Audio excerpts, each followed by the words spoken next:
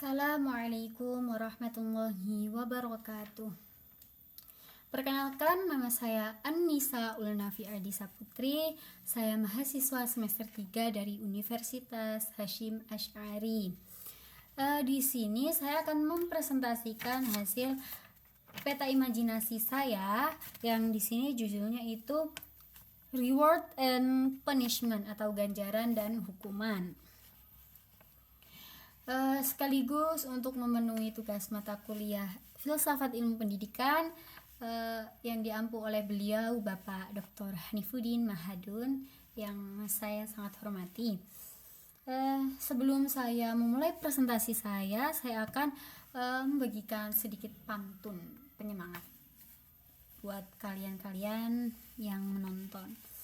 Pergi kuliah membawa harap, selembar kertas berisi mimpi. Jalan sukses penuh rintangan, tapi semangatmu adalah kunci. Nah, kita langsung saja masuk pada sesi presentasi hasil peta imajinasi saya ini.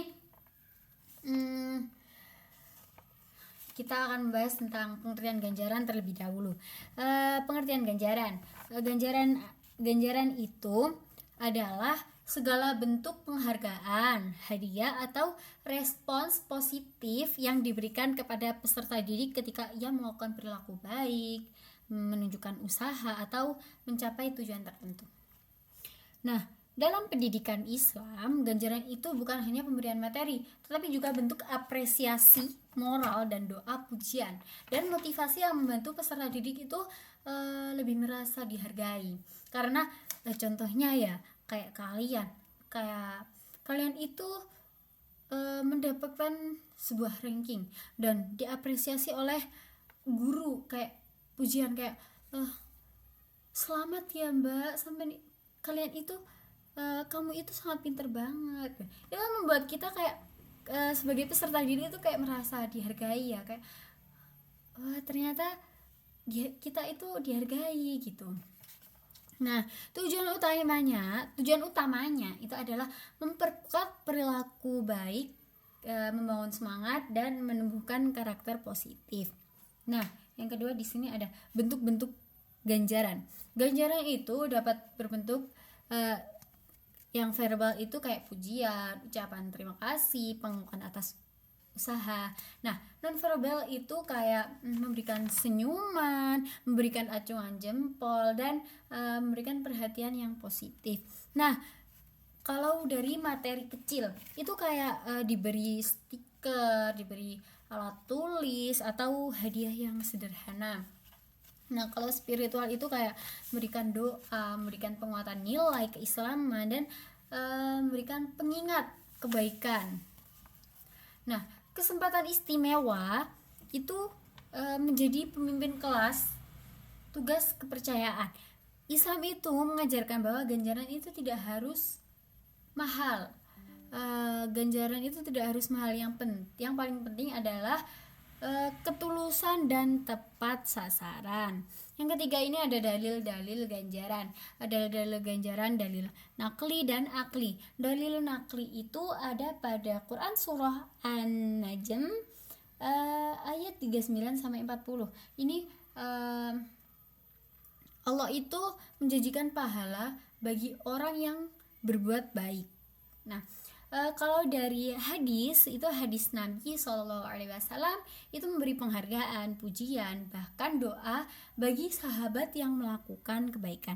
Dalil ini itu menunjukkan bahwa penghargaan adalah metode pembinaan yang sangat dibenarkan dalam Islam.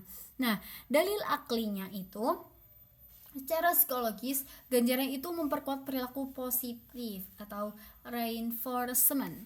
Nah, meningkatkan motivasi belajar, menumbuhkan rasa percaya diri dan harga diri anak, dan membangun hubungan guru-murid yang lebih sehat. Nah, di sini kita masuk kepada peran dan fungsi ganjaran di era global dan milenium. Nah, di era modern, peserta didik itu hidup dalam lingkungan digital, cepat dan kompetitif. Ganjaran itu memiliki fungsi. Yang pertama itu menumbuhkan motivasi internal, bukan sekedar mengejar hadiah. Yang kedua itu mengimbangi tekanan lingkungan, sehingga peserta didik peserta didik tetap memiliki semangat belajar. Yang ketiga itu mendorong karakter dan soft skill seperti disiplin, tanggung jawab, dan empati. Yang keempat, menghadirkan apresiasi yang bermakna ketika anak lebih terbiasa dengan validasi dari media sosial. Yang kelima ini ada membangun iklim kelas yang positif di tengah era yang penuh distraksi. Ganjaran itu menjadi energi psikologis yang mendukung pembentukan karakter muslim modern. Yang kelima, kita masuki dasar dan prosedur implementasi ganjaran. Pemberian ganjaran itu harus mengikuti beberapa prinsip. Yang pertama itu tepat waktu. Nah, maksud dari tepat waktu itu diberikan segera setelah perilaku baik muncul. Jadi contohnya kayak murid kita itu membuang sampah pada tempatnya, itu kita harus segera memberikan apresiasi ya. Kayak contohnya memberikan ganjaran atau apresiasi. Contohnya kayak, wah, pintar dibuang ke tempat sampah gitu. Jadi langsung setelah perilaku itu muncul. Yang kedua itu proporsional, tidak berlebihan dan tidak merusak niat. Jadi dalam memberikan ganjaran atau apresiasi itu nggak boleh yang berlebihan ya. Jadi harus proporsional. Yang ketiga itu sesuai kebutuhan siswa. Tidak semua anak suka hadiah materi. Nah, yang keempat itu konsisten. Jadi harus konsisten. Yang kelima itu bernilai pendidikan, yaitu membentuk akhlak, bukan menjadi siswa itu menjadi sombong atau bukan mengeluarkan sifat kesombongan. Yang terakhir ini ada prosedur. Nah, prosedurnya itu prosedur dalam implementasi itu mengamati, mengidentifikasi perilaku baik, memberi ganjaran, menguatkan perilaku, dan mengevaluasi. Nah, di sini kita masuk ke pembahasan kedua, yaitu hukuman dalam pendidikan Islam atau punishment.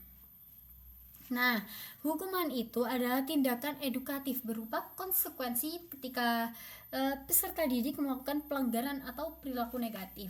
Dalam Islam, hubungan itu bukan untuk menyakiti, tetapi untuk dalam Islam itu hukuman itu bukan untuk menyakiti, tetapi untuk biar lebih disiplin, untuk menyadarkan dan memperbaiki. Nah, hukuman yang dilakukan dengan kasih sayang tanpa kekerasan dan selalu menjadi pilihan terakhir setelah nasihat tidak berhasil. Jadi hukuman itu baru dilakukan ketika dikasih nasihat itu nggak berhasil. Jadi hukuman itu harus dilakukan dengan kasih sayang ya. Jadi tidak boleh ada unsur kekerasan dan selalu tidak boleh ada unsur kekerasan, dan hukuman ini menjadi jalan terakhir ketika siswa tersebut itu tidak bisa dinasehatin. Jadi diberi hukuman agar dia itu menjadi ada efek jera gitu.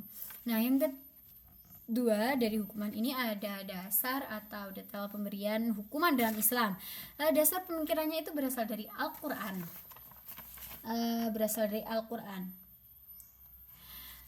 Perintah memberi peringatan, menegur dengan baik, dan memberikan konsekuensi yang mendidik. Ini ada pada surah An-Nahl ayat 125.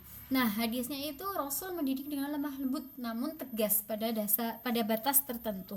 Nah, prinsip hukuman dalam Islam itu yang pertama itu tidak menyakiti fisik dan mental. Jadi tidak boleh menyakiti fisik dan mental. Yang kedua itu bertujuan memperbaiki, bukan membalas. Yang ketiga dilakukan secara bertahap dari nasihat, teguran, kewajiban memperbaiki kesalahan hingga konsekuensi ringan. Dan yang terakhir ini ada mengandung hikmah dan penjelasan.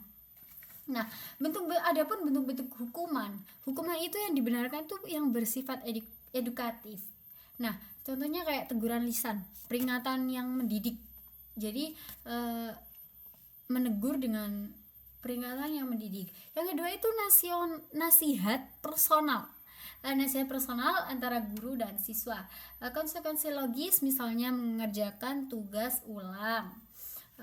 Yang kelima ini ada tugas tambahan edukatif, bukan hukuman fisik. Yang keenam ada pembatasan hak tertentu seperti tidak boleh memimpin kelas sementara, jadi dibatasin biar dia itu tadi ada efek jera ya teman-teman. Jadi Islam itu tidak membenarkan kekerasan, penghinaan atau hukuman yang merusak harga diri anak.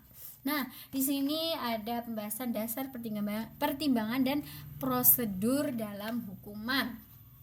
Nah, hukuman itu harus dipertimbangkan atau hukuman harus mempertimbangkan. Yang pertama usia anak, motivasi kesalahan, frekuensi pelanggaran, dampak psikologis, keadilan dan konsistensi. Nah, prosedur yang benar itu ketika kita memberi hukuman kepada siswa itu yang pertama kita harus menegur, lalu menjelaskan kesalahan, lalu menawarkan kesempatan memperbaiki. Jadi kita menawarkan kesempatan untuk siswa tersebut memperbaiki kesalahannya. Yang keempat itu memberikan konsekuensi ringan, jadi memberikan hukuman yang ringan. Yang kelima itu mengevaluasi perubahan, jadi kita mengevaluasi apakah anak ini berubah atau tidak. Dan yang terakhir itu memberi dukungan moral setelah hukuman. Jadi yang terakhir itu kita harus memberi dukungan moral setelah kita tadi itu menghukum siswa. Nah, dengan cara ini hukuman itu tidak menakutkan, tetapi menjadi bagian dari pendidikan karakter. Nah, kita sudah sampai ke penghujung penjelasan saya. Sebelum saya tutup, saya akan menyampaikan sedikit pantun. Malam-malam buat catatan, 1 halaman terasa panjang, terus bergerak tanpa keluhan, besok hasilnya pasti gemilang. Sekian dan terima kasih, dan saya mohon maaf apabila ada kesalahan kata atau penjelasan yang kurang memuaskan. Saya mohon maaf yang sebesar-besarnya. Akhirul kalam, billahi taufiq wal hidayah. Wassalamualaikum warahmatullahi wabarakatuh.